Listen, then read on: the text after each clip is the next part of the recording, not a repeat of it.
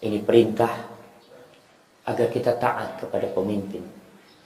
Perintah apabila pemimpin memanggil umat Islam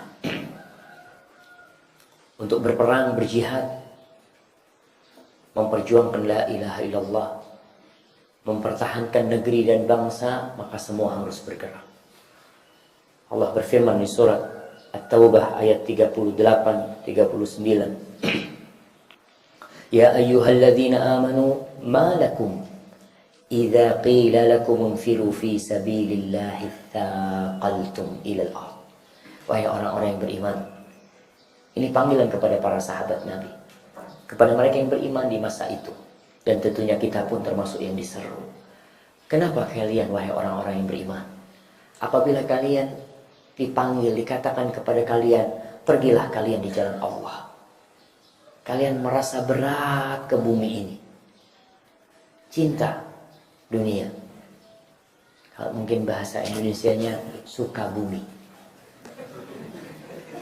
Ittaqaltum ilal ard, ini suka bumi. Ard itu bumi, artinya dia berat gitu sama urusan bumi ini. Padahal dia tahu apa sih yang kalian cari di muka bumi ini. Araditum bil hayati dunya minal akhirah. Apakah kalian ridho untuk hidup di dunia dibandingkan hidup di akhirat? Kalian senang dengan dunia yang hanya sepintas. Kegembiraan dunia akan berakhir dengan kesedihan. Yang sehat akan sakit, yang kuat akan lemah, yang kaya akan miskin, yang tampan akan buruk, yang cantik akan menjadi jelek. Itu dunia. Kemewahannya pun akan ditinggalkan. Kenikmatan dunia pun bercampur ya dengan berbagai macam kesusahan dan penyakit. Berbeda dengan makanan di surga. Apa yang Allah katakan kepada penghuni surga? Kulu hani'an mari'ah. Kalian makan dengan nyaman, dengan nikmat. Nggak takut penyakit.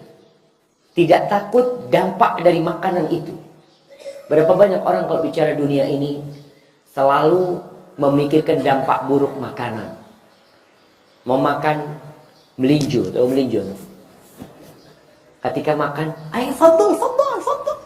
Kul, insyaallah. Bagi besok nih, ayo fadl. Kok nggak dimakan? Iya, asam urat. Jadi itu dunia. Jadi makanan seenak apapun ada dampak buruknya, menyebabkan orang akhirnya nggak nyaman makannya. Anak nyoba ya sedikit, karena dia terpaksa ya. Dia tahu ini bahaya buat dia. Dia terpaksa nyoba sedikit. Ustaz Arifin cerita tentang kisah seorang mantan pejabat. Ketika itu diundang makan di pesantren, makan kambing yang masak ini orang, Masya Allah, orang puluhan tahun di Mekah. Jadi masaknya enak. Ini mantan pejabat datang, fadol, dia ngeliat enak, katanya dikambing lagi sama tuan rumah. Sampai akhirnya selesai makan, ambulan yang datang. Betul, stroke di sana itu jamaah. Darah tingginya naik langsung. Ini dunia. Maka kenyamanan yang ada di sini berbalut dengan kesusahan. Maka dikatakan ittaqaltum ilal ardh. Arditum bil hayatid dunya minal akhirah.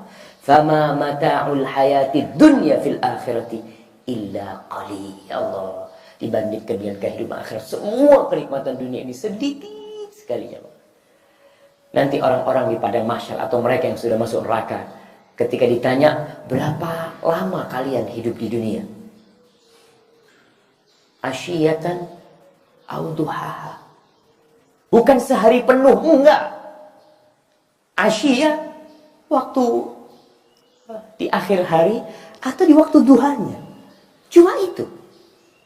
Kehidupan dunia wallahi sebentar. Jangan antum bayangkan satu hari di akhirat. Apa kata Allah? Wa inna yawman 'inda rabbika ka'alfi sanatin mimma ta'udun. Sesungguhnya satu hari di sisi Rabbmu nanti itu seperti 1000 tahun dalam perhitungan kalian. Tatkala dikatakan orang-orang kaya itu masuk surga setengah hari setelah orang miskin. Berapa tahun ya? 500 tahun ya. Jadi orang miskin sudah di surga, orang kaya masih Hitung-hitungan belum selesai. Karena orang miskin mau dihitung apa? Mati, kau dapat dari mana duit? Nggak ada duit ya Allah. Mati nggak ada, warisan pun nggak ada. Tinggal. Terakhir, antum ceritanya Mus'ab bin Umair, bayangkan. Mus'ab meninggal kafannya nggak cukup. Harta yang mana yang mau ditanya dia? Kau ninggalkan harta sekian, kafannya nggak cukup. Kakinya pakai rumput. Mus'ab bin Umair radhiyallahu ta'ala. Maka dikatakan fuqara'ul muhajirin itu masuk surga lebih dahulu dari yang kaya-kaya setengah hari itu. Maka dikatakan di sini kehidupan dunia ini cuma sedikit. Nanti itu orang-orang kalau bawa sepenuh bumi ini emas. Apa kata Allah? Innal ladzina kafaru wa matu wa hum kuffar falan yuqbala min ahadihim mil'ul ardi dhahaban walau iftada bih. Sesungguhnya orang-orang kafir dan mati dalam kondisi kafir tidak akan diterima dari mereka tebusan kalau mereka mau menebus diri mereka dengan dunia. Sepenuh bumi ini emas nggak akan diterima buat satu orang. Kenapa? Ya ini kehidupan dunia ini kenikmatannya sedikit sekali. Makanya Allah tidak akan terima. Dikatakan kepada orang-orang kafir yang ingin menebus dirinya dengan keluarganya, dengan istrinya, dengan anak-anaknya, dengan seluruh penduduk dunia, dikatakan yang Allah minta dari kau cuma sedikit, tak banyak. Tidak sepenuh bumi ini emaslah agar kau mengatakan la ilaha illallah. Kau taat dan patuh kepada Allah Subhanahu wa taala. Kemudian Allah katakan illa tanfiru yu'adzibkum adzaban alima. Kalau kalian tidak pergi. Jadi jihad ini jamaah ada dua macam. Ada jihad yang fardu ain, ada yang fardu kifayah. Fardu ain itu dalam dua kondisi. Kondisi pertama tatkala imam, tatkala pemerintah, tatkala pemimpin mengatakan berangkat. Semuanya berangkat, maka semua harus berangkat. Tidak ada alasan. Kondisi kedua, apabila musuh datang menyerang. Nggak ada urusan, saya bukan tentara Pak Ustadz. Nggak ada urusan. Semuanya ketika itu wajib berperang membela negerinya. Di dalam kondisi imamul muslimin, pemerintahnya mau nyuruh orang-orang untuk berjihad, maka mereka harus berangkat. Imam mengumumkan yang mau berangkat, berangkat.